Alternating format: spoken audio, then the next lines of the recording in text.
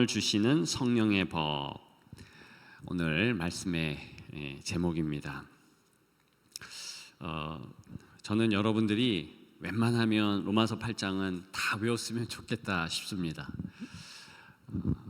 로마서 8장이 얼마나 중요한가, 그것을 비유적으로 반지로 말씀을 드렸죠.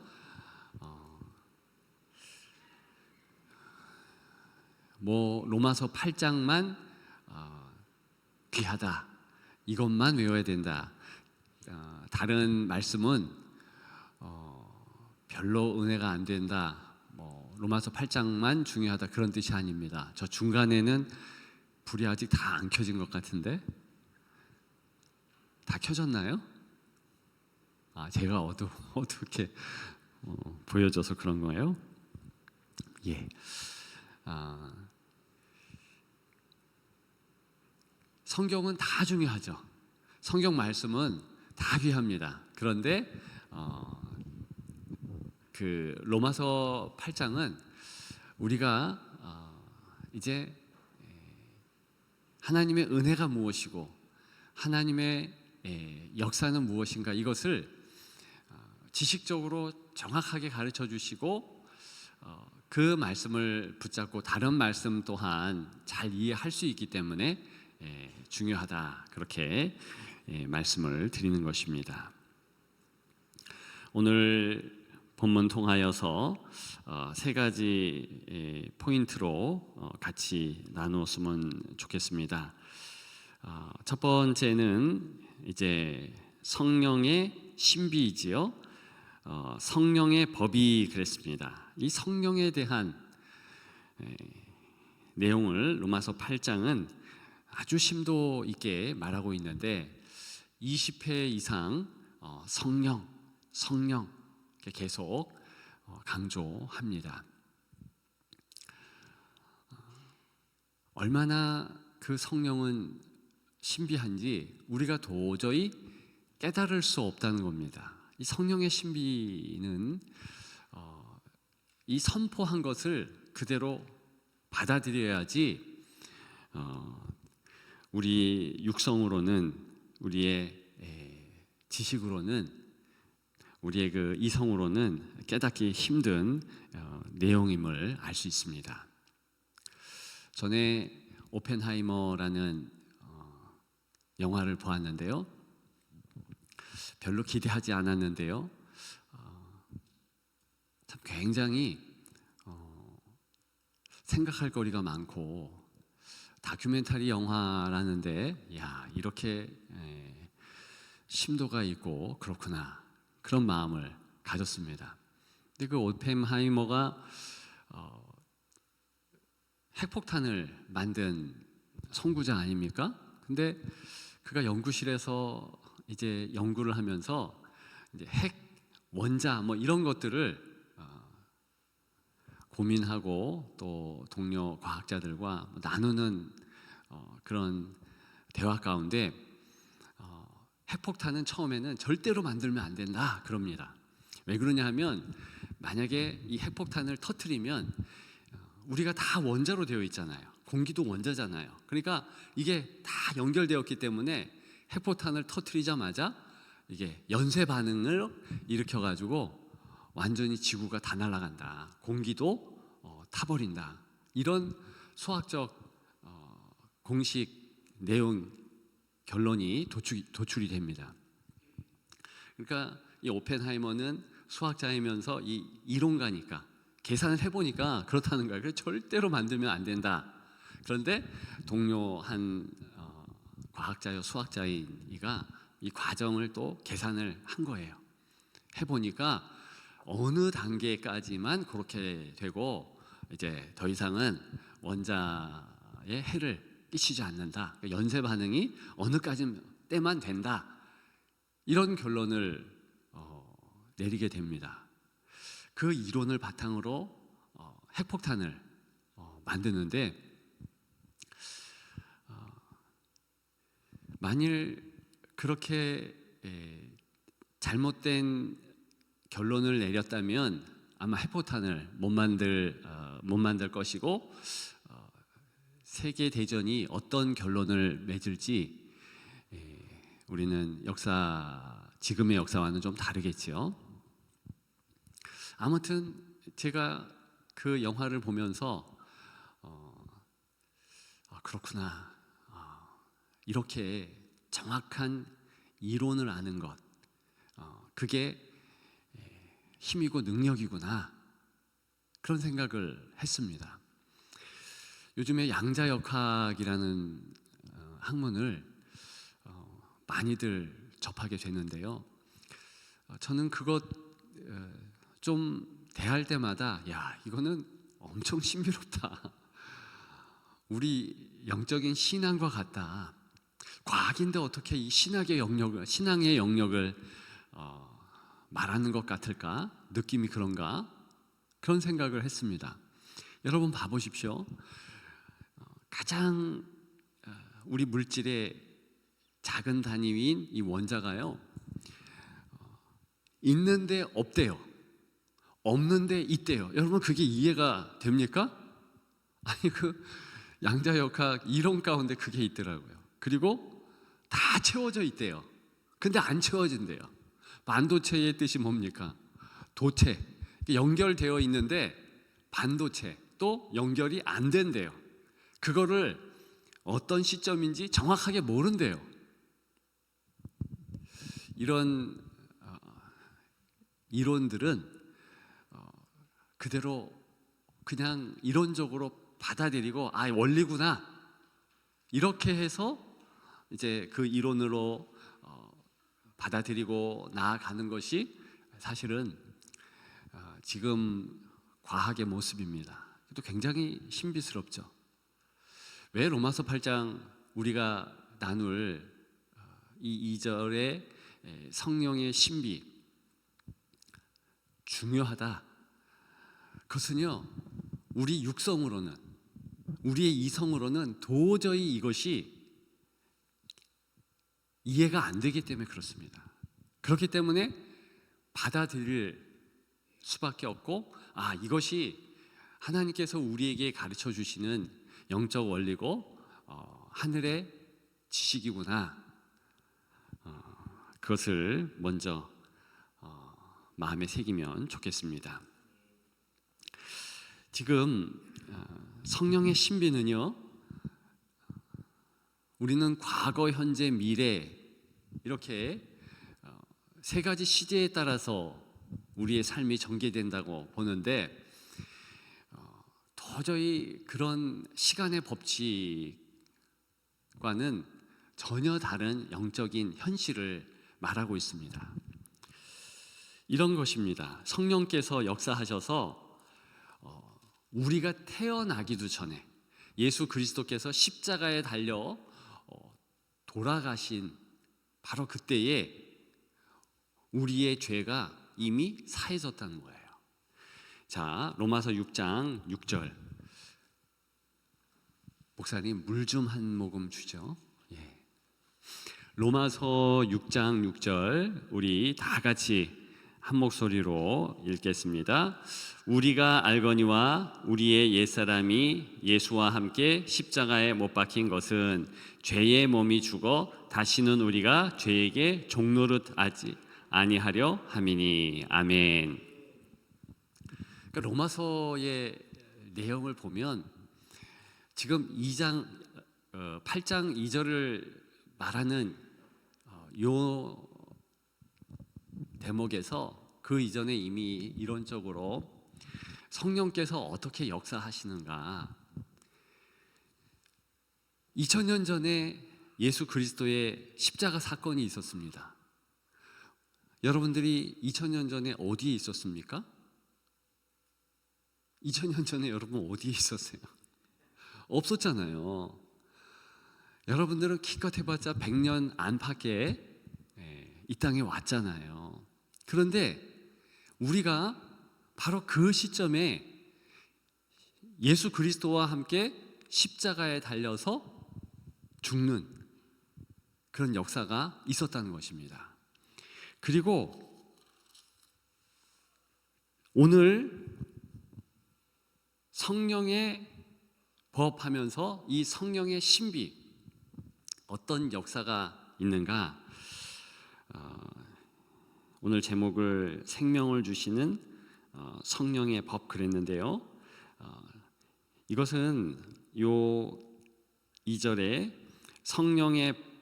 생명의 성령의 법, 요것을 좀 쉬운 성경의 표현으로 바꾼 겁니다. 그러니까 생명을 주시는데 바로 이때 생명이라는 것은 성령께서 우리가 2000년 전에 이미 우리의 죄를 다 도말하고, 그리고 우리가 예수 그리스도 그분 때문에, 바로 그분이 생명이니까 그분의 생명이 우리에게 있다, 이걸 지금 오늘 본문은 말하고 있는 것입니다. 다시요.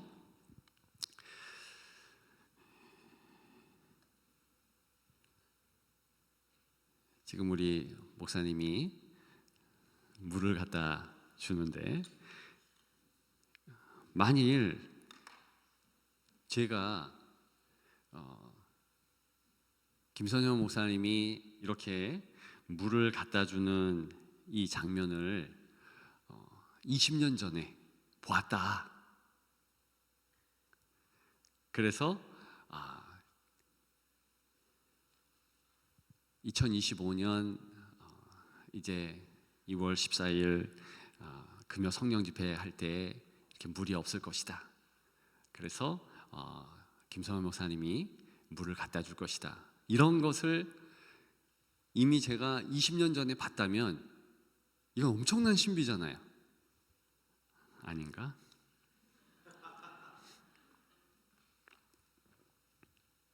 그렇게 예지몽을 꾸는 사람들은 또 뭐 봤다 그러기도 하고 뭐 이러잖아요. 그것도 엄청난 신비 아닙니까?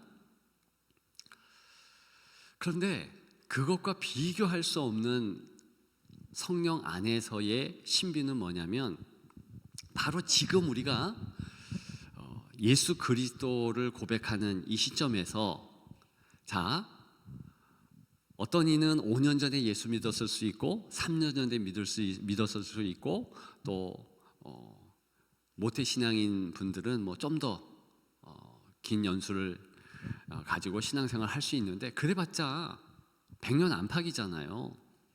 그런데 놀랍게도 성령께서 역사하셔서 예수님이 십자가에 달려 돌아가실 때 우리의 죄를 다 전가시켜서 해결하시고, 그 생명이 지금 우리에게 콸콸 넘치게 하신다는 겁니다. 자, 이것은요, 진짜 여러분들이 아멘 하셨던 것처럼 그것은 선포인 거예요. 그것은 영적 이론인 것입니다. 우리가 살아감의 원리가 있는 것입니다. 그래서 이것은 받아들이는 거죠. 그렇게 받아들이면서 저와 여러분들이 얼마나 영적으로 귀한 존재인지 그것을 하나하나 깨닫게 하는 오늘 말씀이라는 것입니다.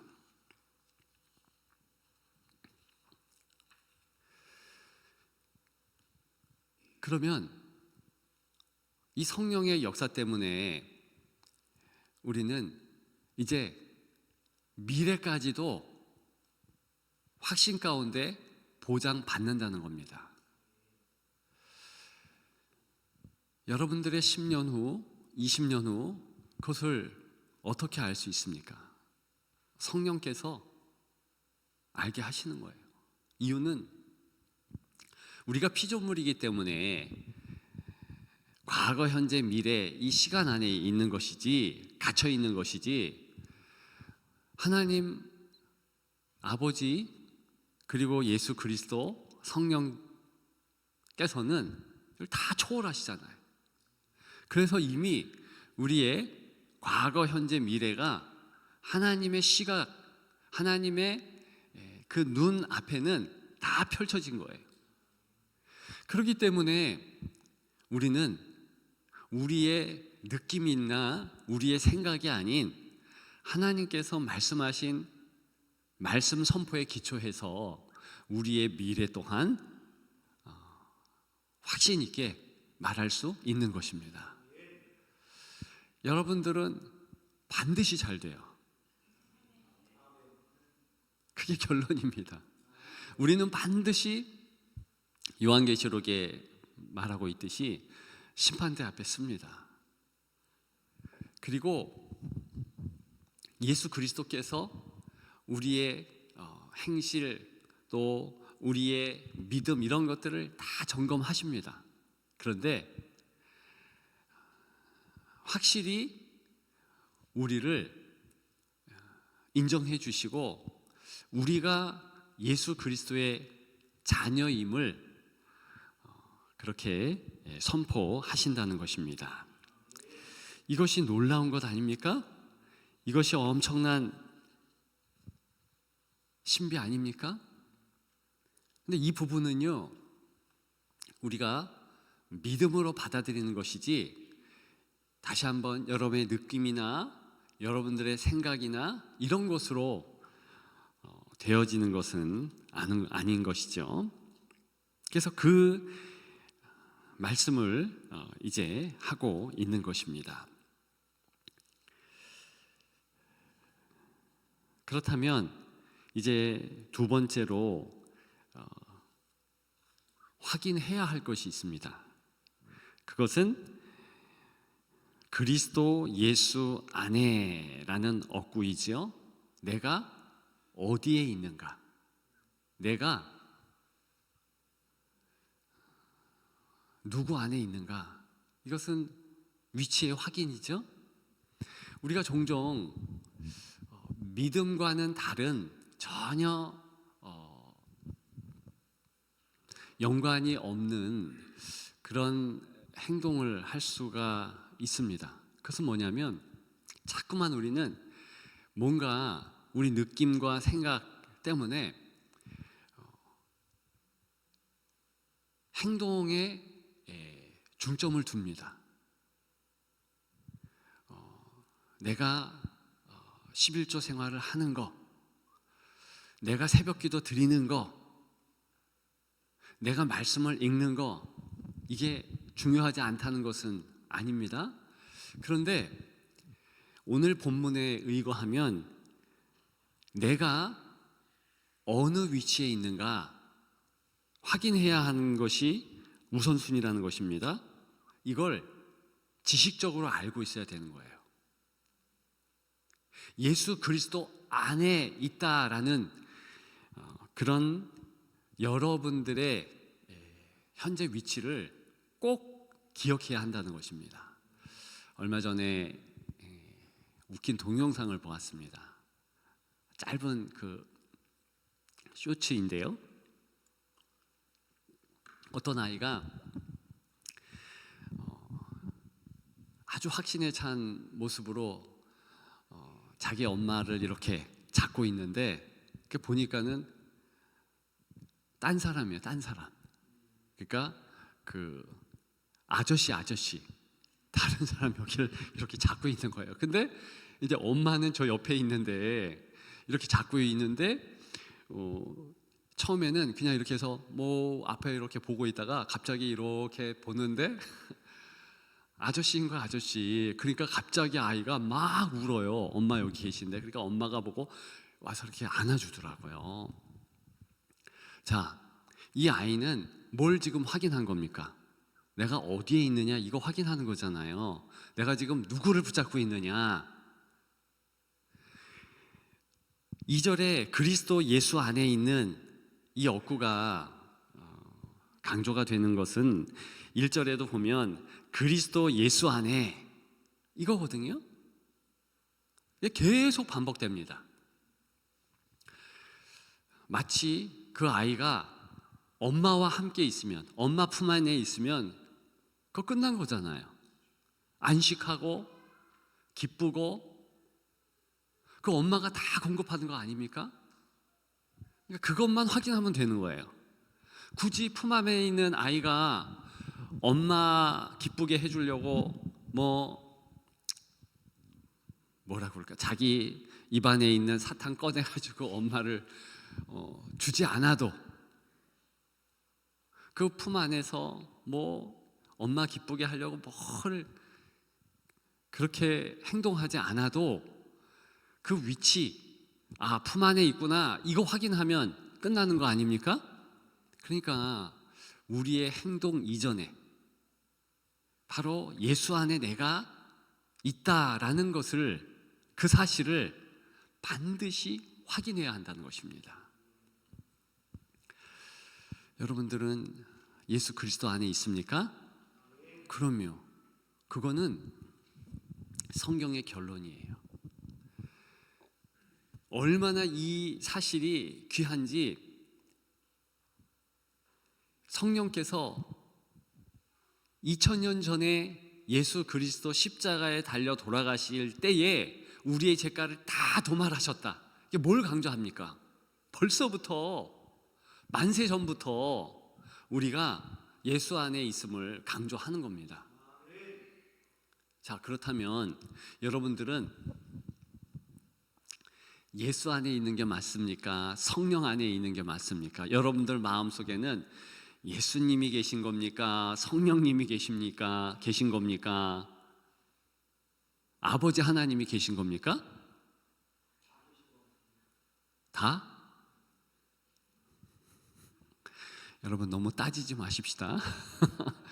그것도 맞죠. 다 계신 것이죠. 그런데 이게 바로 영이신 하나님의 이제 함께함의 모습인 거예요. 성령께서 너희와 함께 하신다.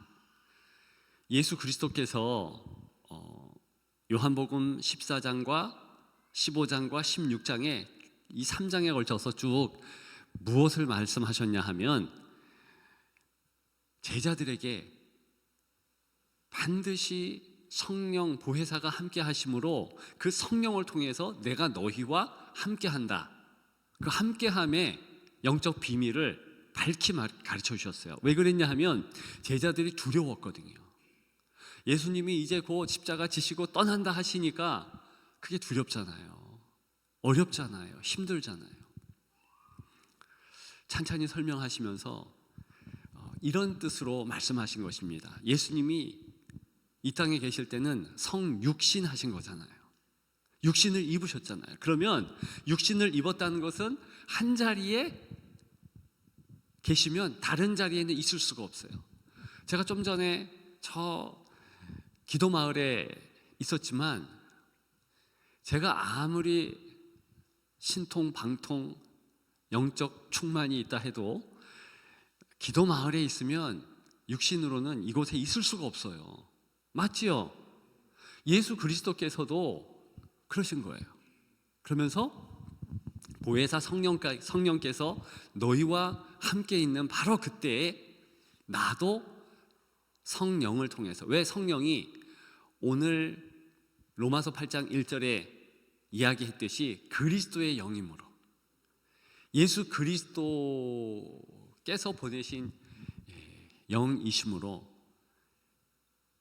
성령 계시면 함께 하시는 거예요. 그러면 아버지 하나님께서도 함께 하시는 겁니다. 그렇기 때문에 그 신비의 거함에 우리가 있는 거예요. 그렇다면 여러분들이 반드시 기억하셔야 될 것이 무엇이겠습니까? 그것은 내가 예수 안에 있다. 예수 그리스도를 믿는 나에게는 내가 믿음을 가졌다라는 것은 성령께서 함께 하신다는 뜻이요, 성령이 함께 계시면 예수 그리스도께서 나와 함께 하신 것이다. 이 사실을 알아야 되는 것이죠. 확신해야 되는 겁니다. 오펜하이머가 자신의 가지고 있는 원자의 지식을 가지고서 핵폭탄을 만들었듯이 물리학자들이 그런 보이지 않는 세계의 지식을 기초로 해서 반도체도 만들고 여러 가지 역사를 이루었듯이 우리는 이런 영의 원리를 꼭 기억하면서 마음에 새기면서 내가 그런 은혜가 있구나. 내가 이 땅을 살아가는 것이 성령의 인도하시고 예수 안에서 사는 것이구나. 이것을 반드시 마음에 새겨야 한다는 것입니다.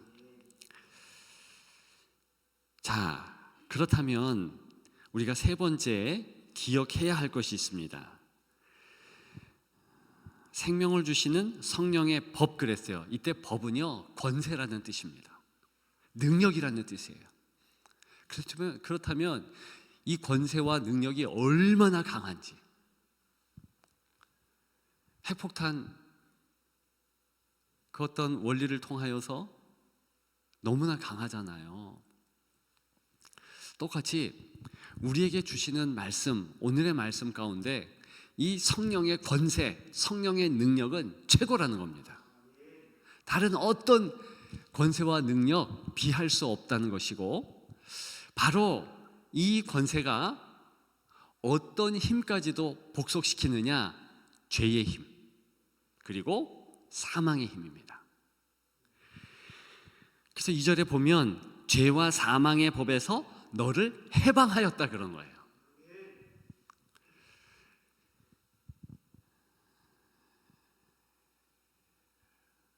제가 그 말씀에 기초했기 때문에 여러분들 끝이 다 좋다 그렇게 얘기한 거예요.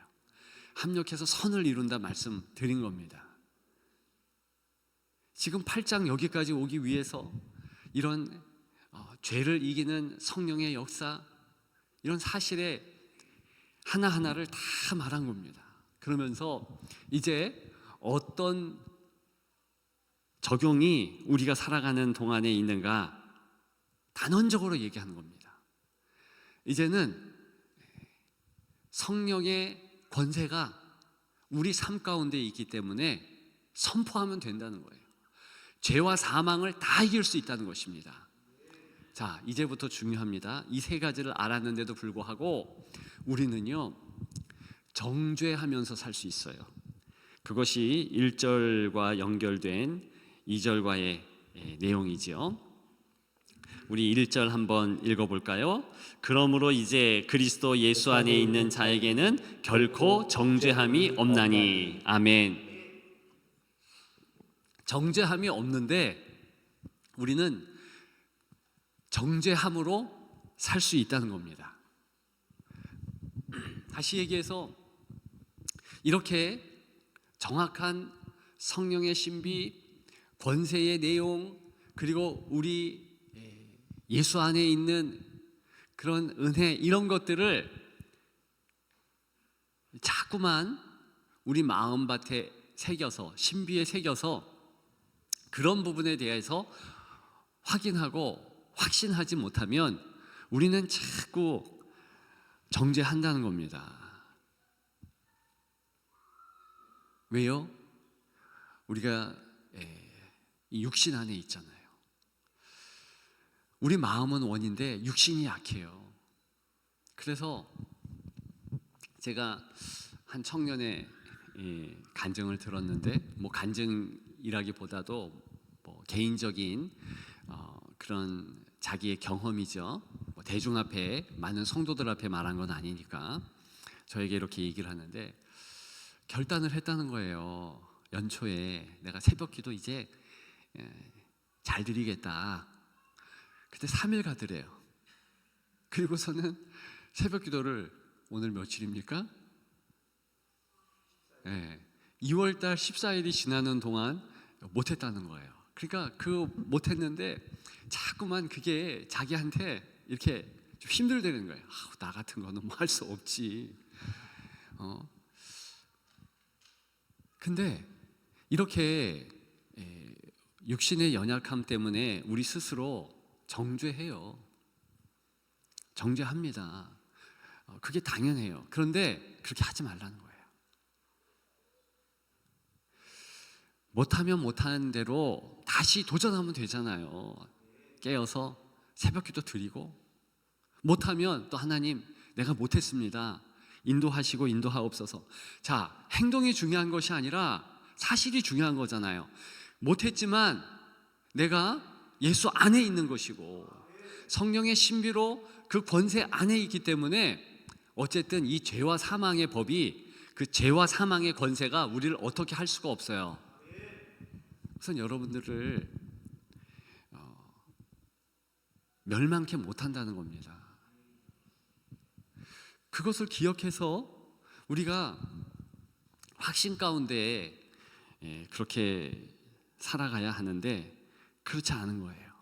자, 그러면서 사실은 오늘 같이 나누고자 하는 주제 중에 주제를 이제 나눌 시간이 된 것입니다.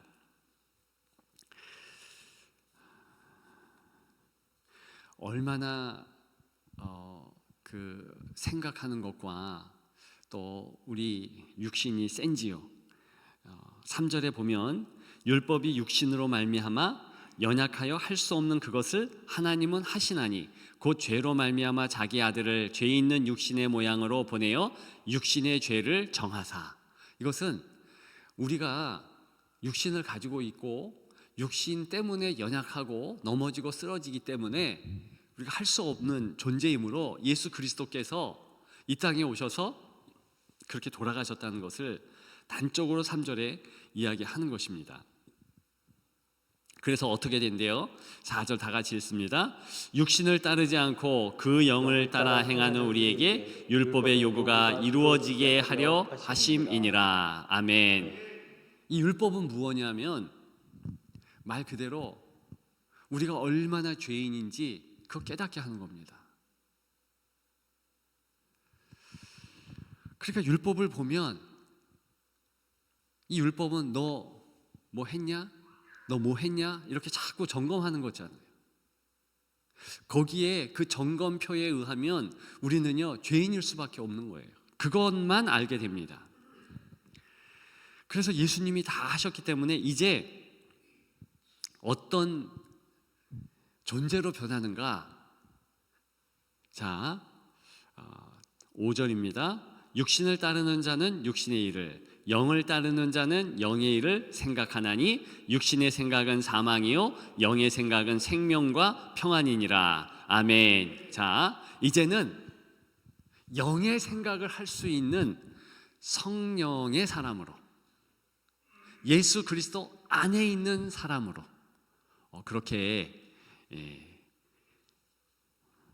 이 땅 가운데 산다는 것입니다. 육신의 생각은 무엇입니까? 이게 육신의 일이잖아요.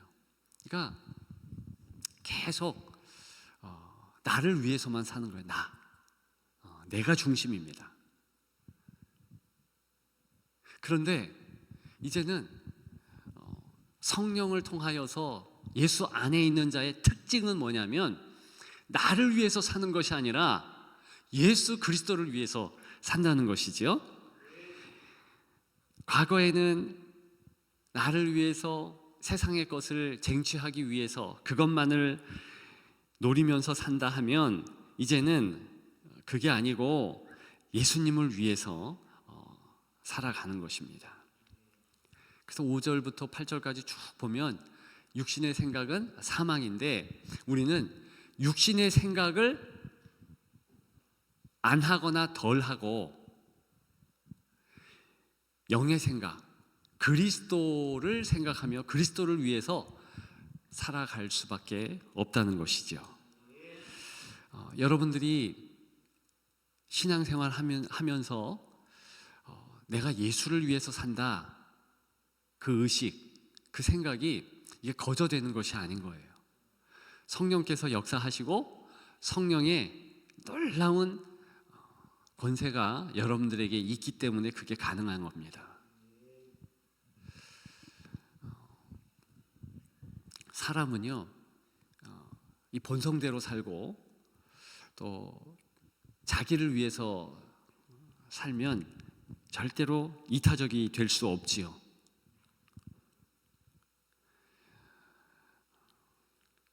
자기를 위해서 사는 사람은 사실 뭘 해도 자기에게 유익이 돼야 되고 이익이 돼야 되는 겁니다. 그런데 예수님을 믿는 성도는 그런 게 아니잖아요. 남을 위해서 헌신할 수 있고 남에게 다 줄 수도 있어요. 전에 그 형통에 대해서 말하면서 요셉은 형통의 사람인데 그때 형통은 남을 형통케 한다라는 의미라고 말씀을 드렸습니다. 남 기쁘게 하는 사람이고 남 잘되게 하는 기쁨을 누리는 자죠. 근데 그게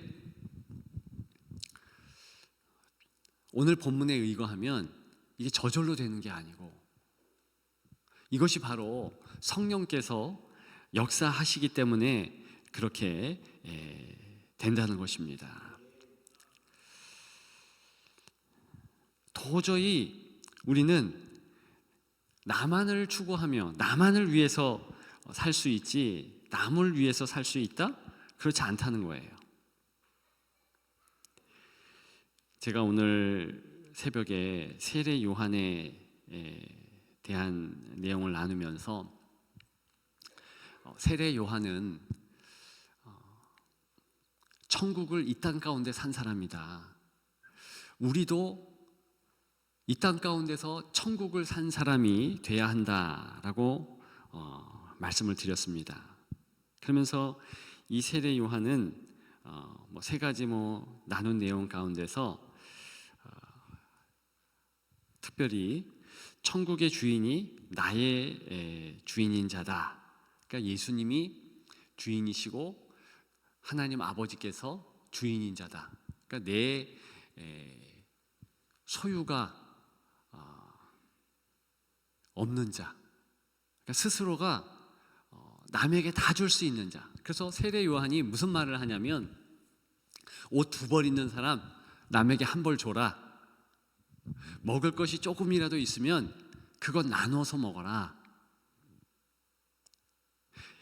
이걸 만약에 윤리 도덕적으로 우리가 그것을 실천하려면 그것만큼 어려운 게 없습니다.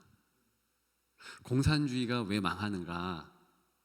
공산주의는 이 땅에 그저 이론적인 것 뿐이지 경험적으로는 있을 수 없다. 그게요, 이런 부분 때문에 그래요. 똑같이 소출해서 똑같이 나눠라. 그랬더니 사람이 일을 안 하게 되더라. 일해서 일한 만큼 네가 많이 열심히 일하면 2개 가질 수 있고 남들보다 2개 더 가질 수도 있고 4개도 가질 수 있고, 그러니까 열심히 일해라. 그랬더니 그 소유권 때문에 실제로 열심히 일하더라는 거죠. 지금 중국은요, 공산주의가 아니라 좀 변형된 사회주의적 공산주의죠. 사유제도, 사유 재산을 인정합니다. 그러면서 철저하게 일당, 공산당. 그러니까 중국은요 정말 좋지 않은 곳이에요. 다 오늘 갑자기 일당이기 때문에 줬다 뺏을 수도 있고요. 실제로 우리나라의 선교사들이 어느 날 갑자기 다 뺏어서 다 쫓아냈습니다. 언제 그렇게 변할지 몰라요. 그게 일당이 독재하면 그렇게 됩니다. 어쨌든 그들도 공산주의라는 것을 사유재산 인정으로 좀 포기한 것. 왜 그렇겠어요? 사람은 그런 존재가 아니라는 거예요. 그러니까 유명한 말이 있지 않습니까? 빵집 주인의 이기심으로 우리는 다 배부르게 먹는다는 거예요. 더 많이 벌기 위해서 빵을 많이 만드는 거죠. 그래서 그런 혜택들을 우리가 서로 나누는 것 뿐이지, 그러니까 이기적인 존재라는 것이 나쁘지 않은 거고 우리가 본성이 그렇다는 겁니다. 자, 근데 세례 요한이나 그리고 이 땅에 살아가는 성도는 그렇게 살면 안 된다는 거잖아요. 이유는 모든 것이 하나님 소유이므로, 그래서 가진 것이 다 내 거가 아니기 때문에 남의 거 나눠줄 수 있잖아요. 제가 오늘 아침에 비유를 KTX 얘기를 했는데 어떤 성도분이 너무 그게 마음에 와닿는데요. 그 무슨 말씀을 드렸냐면, 이제 다 그런 건 아니지만 공무원들은 이제 이게 판공비를 받잖아요. 그러다 보니까 이게 꼭 제가 KTX를 이제 서울 가며 또 부산 가며 이렇게 타려고 그러면 특실이 제일 먼저 이제 매진이 돼요. 그러니까 이렇게 앱을 딱 펴가지고 좌석을 쭉 보면 특실이 비싸잖아요. 근데 꼭 특실이 다 매진인 거예요. 그래서 이게 왜 그러나 그랬더니 어떤 공무원께서 말씀해 줬는데, 이 공무원들이 다 이제 판공비로 특실을 먼저 한대요. 왜? 이게 남의 돈이니까. 이게 나쁜 이야기를 하는 것이 아니고 우리의 본성이 그렇잖아요. 근데 실제로 내 것이다 그러면은 이게 뭔가 이제 KTX 표를 사는 것도 특별히 돈 많지 않으면 특실 사지 않죠. 구두쇠가 되죠. 그것처럼 내 것이다 라는 마음이 있으면 남에게 선사하는 거나 이게 안 된다는 거예요. 하나님의 것이므로 하나님께서 내게 다 주었다, 이 의식이 있으면 말 그대로 이 땅에 내 것이 없잖아요. 다 하나님이 주신 것을 인정하고, 그러면 남에게 나눠줄 수 있죠. 좀 쉽게.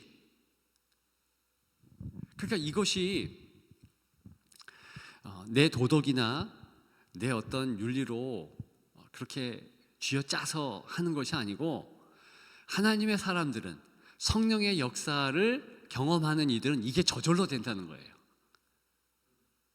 이 땅의 것이 네 거 아니야, 이 의식이요, 성령께서 가르쳐 주셔서 자동적으로 이게 되게 한다는 겁니다. 그러려면 이제 우리가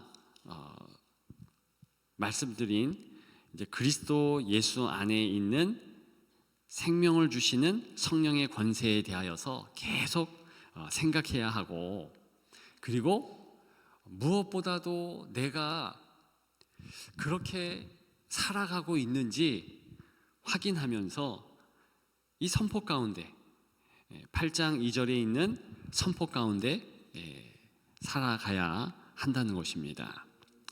그러면 우리가 그 권세의 은혜 안에서 그렇게 승리한다는 것입니다. 그러면 오늘 본문에 의거하면 우리에게 가장 기쁜 소식은 무엇이겠습니까? 복음이 무엇이에요? 그것은 바로 성령이 나와 함께 하신다는 거죠. 예수 그리스도 안에 내가 있다는 겁니다.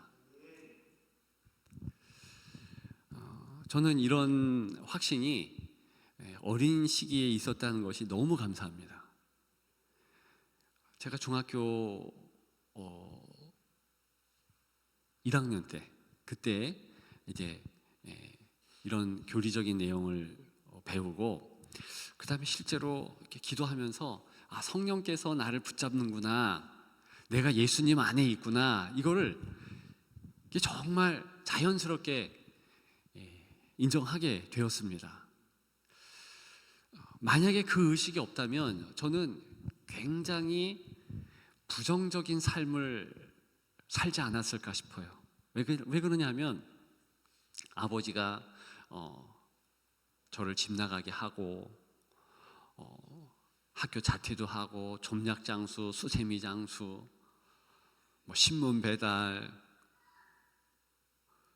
뭐 장돌배기라고 불리우는 그런 떠돌이 장사꾼의 모습 아니었습니까?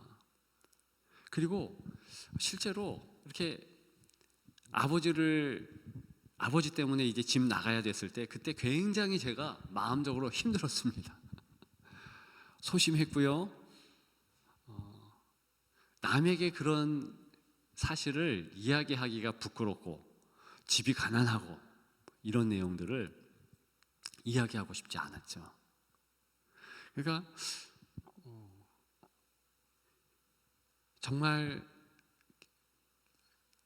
예수님이 그럼에도 불구하고 나를 붙잡아 주셔서 내가 예수 안에 있고 예수님이 나를 사랑하신다,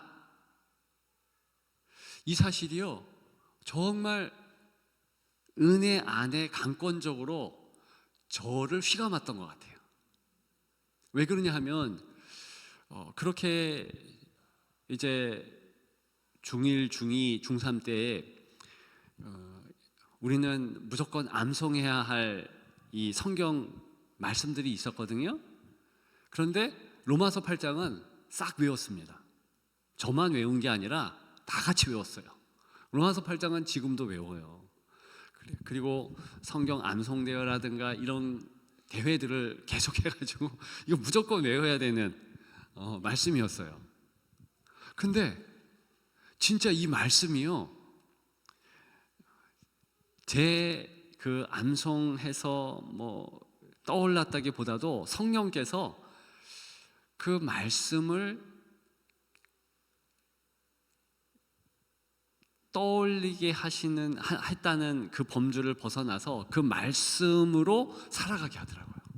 그러니까 제가 예수 안에 있음으로 귀하다, 이게 자동으로 선포되게 하고 그렇게 살아내더라는 거죠. 그래서 계속 우리 교육부서 교역자들에게 제가 강조하는 부분이 있습니다. 어리면 어릴수록 좋다. 그리스도를 만나게 하고 성경을 암송하게 하고 정말 어린 시기에 예수 안에 살았으면 좋겠다. 그러면 된 거 아니겠어요? 제 경험이 그렇다는 겁니다. 만약에 제가 일찍이 예수를 만나지 못했다면 참 많이 방황했을 것 같고 여러 가지로 어려울 것 같은데, 저는 지금도 그런 확신이 있습니다. 난 끝이 좋아. 뭐든지 잘 돼. 이게 뭐 긍정 마인드 그게 아니고 말씀이 그 결론이잖아요. 합력해서 선을 이룬다. 그것은 뭐든지 잘 돼, 이거 아닙니까? 때로는 일부러 제가 그렇게도 시도합니다. 막 안 되고 또 안 될 때, 저라고 왜 그럴 때가 없겠습니까? 너무 많죠.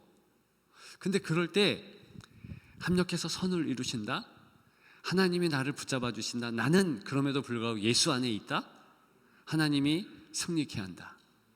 그랬더니 정말로 다 잘 되는 거예요. 안 되는 것 같은데 잘 돼요. 전에도 뭐 말씀을 드렸지만 제가 딱 한 가지만 말씀을 드리면, 군에 갈 때도 제가 좀 좋은 곳 가고 싶어서 그랬는데 우리 남한에서 제일 춥고 그리고 제일 바람도 세고 뭐 그런 데 간 거죠. 그것뿐만이 아니라 교회에 갈 수도 없고 여러 가지로 막히는 거예요. 처음에 이거 왜 이러십니까?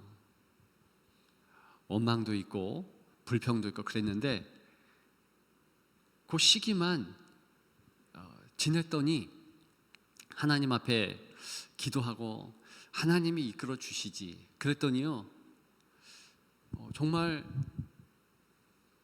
제가 있는 부대에서 최초로 짝대기 하나가 교회를 담당하는 그런 전방 대대의 군정병이 될 수가 없는데 제가 됐고, 그 이후에 교회에서 생활하면서 엄청나게 많은 하나님의 역사다라고 인정할 수밖에 없는 경험들을 참 많이 했어요.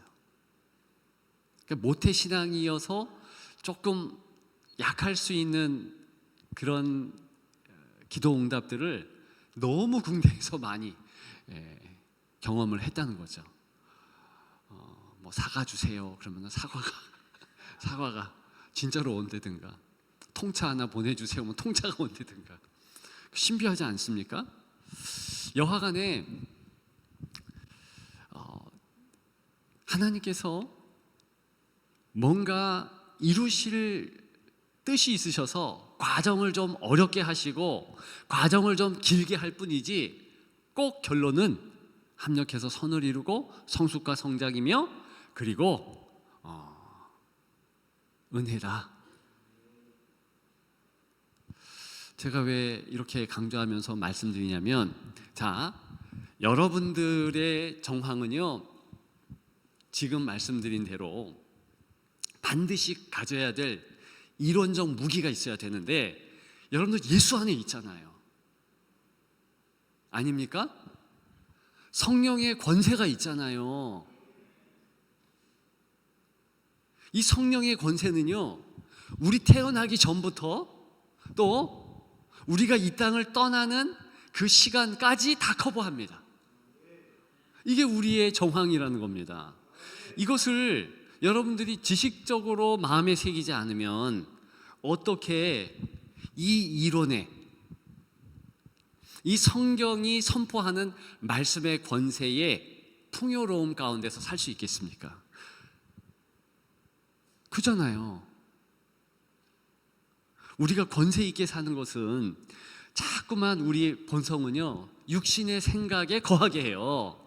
육신의 생각 딴 게 아니에요. 죄와 사망의 권세이기 때문에 우리를 자꾸만 부정적으로 만듭니다.